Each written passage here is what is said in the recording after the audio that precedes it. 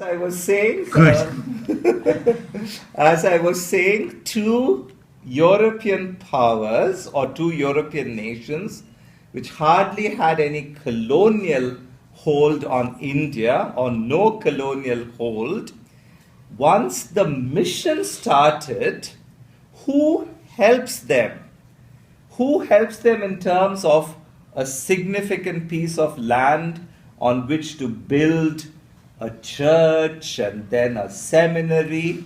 Well, the colonial power at that time, which is the British.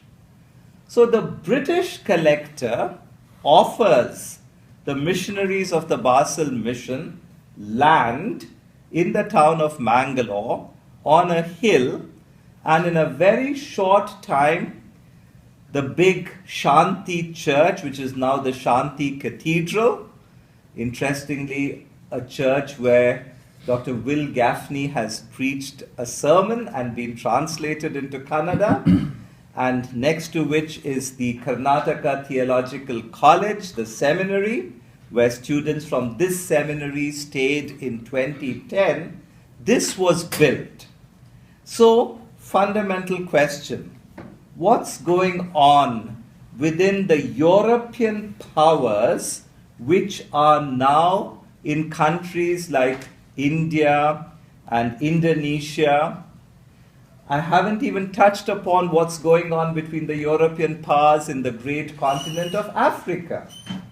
Did the British not have their own mission agencies? Certainly they did. They had the SPG, the Society for the Propagation of the Gospel. They had the CMS, the Church Missionary Society. There were Baptist missions coming from the United Kingdom in India. The big name that comes to mind is William Carey and the great mission that he started in and around the city of Calcutta. But already there seems to be, in the foundational history of the mission through which my folk were missionized, an interplay between colonial powers. Keep that in mind, and let me tell you a little about the hymn book, which is still used within the United Church of South India by churches which emerged from the work of the Basel mission. The hymn book has songs in two languages. One is the local language, which is called Tulu, which is a Dravidian language, and the other is Kannada, which is now the language of the state of Karnataka. Most of the people whom the Basel mission missionized came from the Tulu-speaking background, and very early on, the Bible and several hymns were translated or formed in Tulu. But then the bigger language of the state being Kannada, the translation work into Kannada and the formation of hymns in Kannada also proceeded. But let me read to you what becomes part of this hymn book and from where the hymns came. There is an index of English and German hymns translated into Kannada. The first one, Abendruhe nach des Tages lasten. The second one, Abide with me. The third one, Ach, bleib mit deiner Gnade. Ach, dass die Himmel du zerreißest. Ach Gott, Gedanke mein. Ach, mein Herr Jesu, dein Nachsein. And something which is going to be extremely familiar to you. Guide me, O thou great Jehovah. And where is that? It has to be in E. This one you will certainly recognize. And that is ein fester Borg ist unser Gott. Now here is the index. It has the German hymns, the first line, and the first line of the Kannada hymns, which were translated, or I prefer the word transcreated. It's a much more dynamic process of translation, which became part of this hymn book. Let me turn to the index of the English and German hymnal translated into Tulu, the other language, and let me begin with B. Befiehl du deine Wege, Bettgemeine heil du dich, Bruder, streutet guten Samen, brother, please scatter good seed, and then by and by we shall know Jesus. So the question is, where did the hymnody tradition of my people come from? It comes from the richness of the German, the Lutheran, and the Reformed Reformation heritage, and the best of British hymnody, whether Anglican or Methodist. So how have my people been shaped in terms of their hymn singing tradition? They have been shaped by, and here you see it, by 4-part harmony: soprano, alto, tenor, bass. This is the companion volume to this hymn book. This is called the Mangalore Tune Book with hymns. So if you open to a particular hymn, I can see hymn 157, and right on top are the German words Dich zu lieben, das ist Leben. And then you have the treble and alto clef, and then you have the 4-part harmony, you have the first verse of the hymn, and then you have an index in this book which says, for instance, hymn 320, Wachet auf, ruft uns die Stimme, MT 195. So if I go to number 195 in this, I have the tune for this. So everything is contained here. Second question, how was the hymn singing tradition of my people formed? Through a Western 4-part harmony tradition. And there are people, even today, who will sing alto, tenor, or bass just like that, because that's what they have been used to.